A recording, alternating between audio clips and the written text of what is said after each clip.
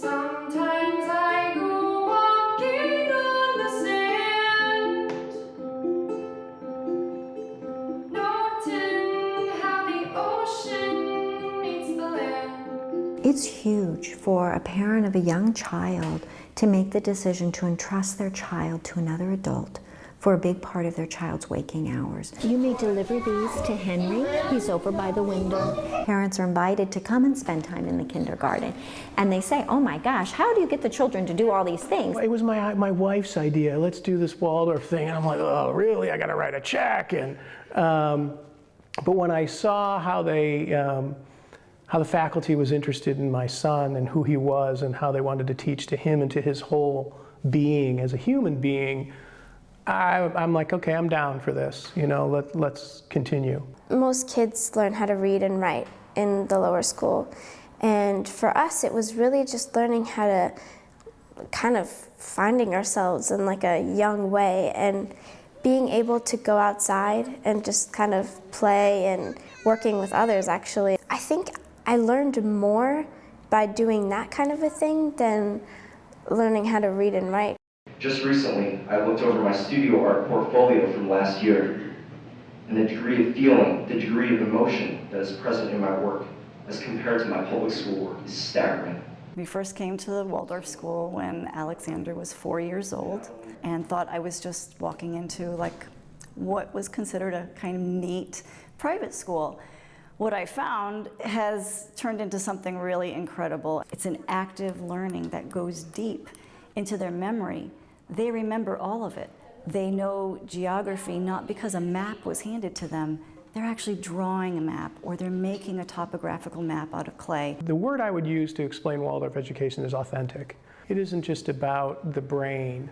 We're making a difference in child's behavior and in their critical thinking skills through a methodology that engages the entire student and the entire body, including the brain. They want to teach us. They have a passion for teaching, and we see that.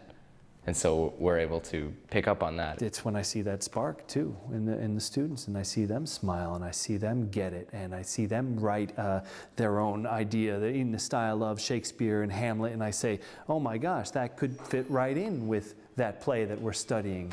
Great job. We kind of explored with it, and we each had to write our own scene that would fit into the play of Hamlet, and it was really hard, but I don't know, it was the way he taught us. Everything's like fun and easy, but you really get to learn. Well, my experience has been pretty amazing. I came here in 6th grade, and I came from a public school, so that was very impersonal because the teachers kind of were just speaking to us, and they were just telling us, this is A, this is B, this is C.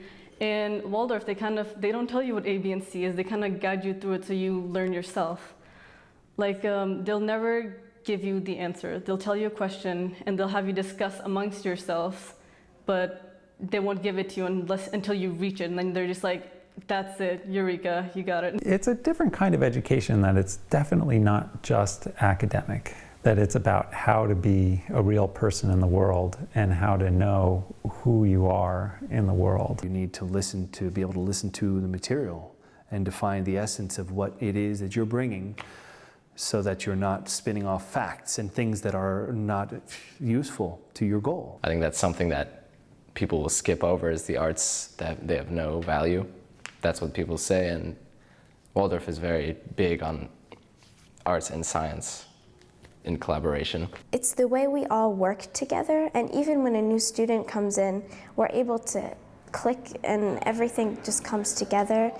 And it's just the environment of this school makes it so comforting and natural to work in.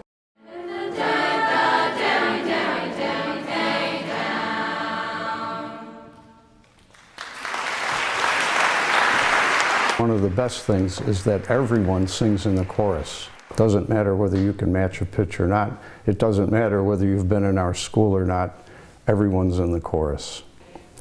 And I can see over the course of if they're there for 4 years, almost invariably they are singing on pitch, you know, with their section at the end of 4 years. There's a calm surrender to the rush of day, when the heat of the rolling world can be turned away.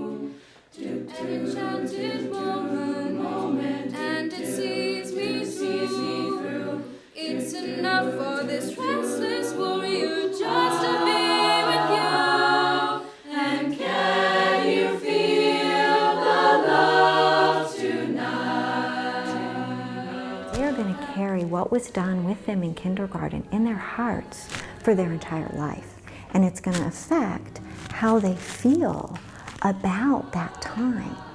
And that's very humbling as a teacher, you know, and that's why it's such an honor to work with the really little children and to have that opportunity. To see that they can all become well-balanced individuals ready for whatever choices they make down the line after they've left our school, and yet maintain and exhibit the principles that underlie the philosophy of Waldorf education. Until that person is a 30, 40, 50-year-old, that's when we actually will know if this has succeeded or not. And because we are at the point in Waldorf education is almost 100 years old, we're at the point of knowing and seeing adults who have had this education and seeing that, yes, the results are really positive and it is working. What's been clear about Waldorf education is that children who are surrounded by a circle of support and are inside that circle are able to explore their own ideas and find their own autonomy because they have the reassurance that it's okay to experiment. Can you feel the love tonight? It's an evolving education, and we look at it every year, and with that comes costs, and with that cost, you know, comes support. We aren't state funded. We don't get any funds. Everything that we have here is through organic growth, through our parents, through our alumni parents, and through the grace of generosity. We have people in the community who support the school. What a crime it would be if I couldn't keep that going and couldn't pass it on to another family just like me who came to town and wanted to look at the options for going to school.